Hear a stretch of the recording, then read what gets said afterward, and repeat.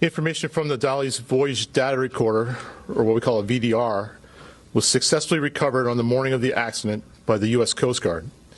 It was provided to the NTSB upon our arrival. Approximately 6 hours of VDR data was provided to the NTSB. The recording included the time period from midnight to 6 a.m. By regulation, the VDR is required to record 30 days of history, and the NTSB is continuing to obtain more data. The times expressed below, as recorded by the VDR and converted to local Eastern Daylight Time. All information is preliminary and subject to final validation. The VDR data is comprised of audio from the ship's bridge, as well as recordings from the ship's VHF or very high frequency radios. The quality of that audio varies widely because of the high levels of background noise and alarms. Additional analysis will be performed at the NTSB's lab to filter out the audio and improve its quality.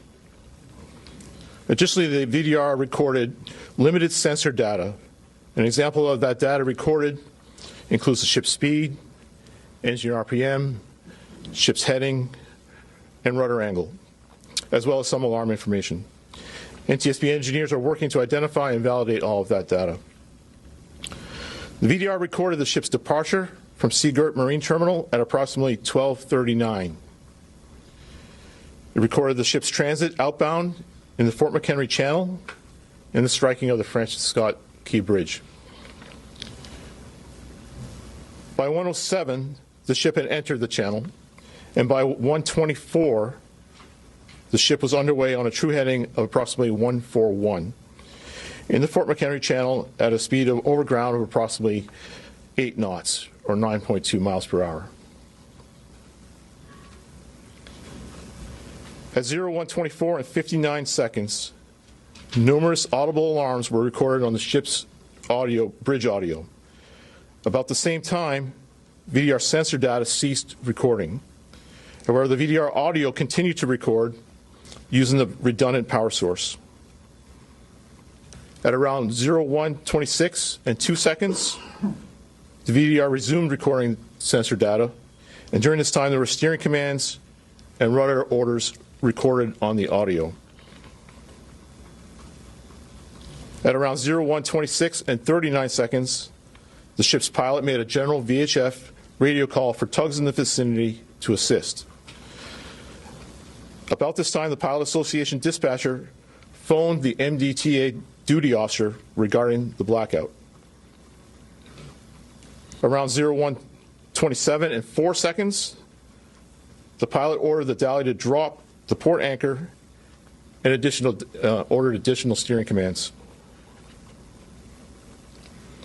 Around 1:27 and 25 seconds, the pilot issued a radio call over the VHF radio reporting that the Dali had lost all power and was approaching the bridge. Around this time, MDTA data shows the following also occurred. Their duty officer radioed 2 of their units that were already on scene due to construction on the bridge, 1 on each side of the bridge, and ordered them to close traffic on the bridge. All lanes were then shut down by MDTA. Around 01:29, the ship's speed over ground was recorded at just under 7 knots, or 8 miles per hour. From this moment until approximately 1:29 and 33 seconds, the VDR audio recorded sounds consistent with the collision of the bridge.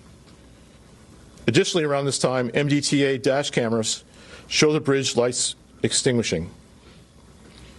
Additional analysis of the VDR audio and comparison with other time sources will be needed to determine the exact time of contact between the Dali and the bridge.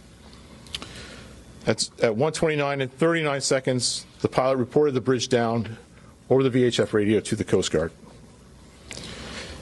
The NTSB will later convene a group of technical experts to review the entire VDR recording and develop a detailed transcript of the dialogue and the event alarms as recorded.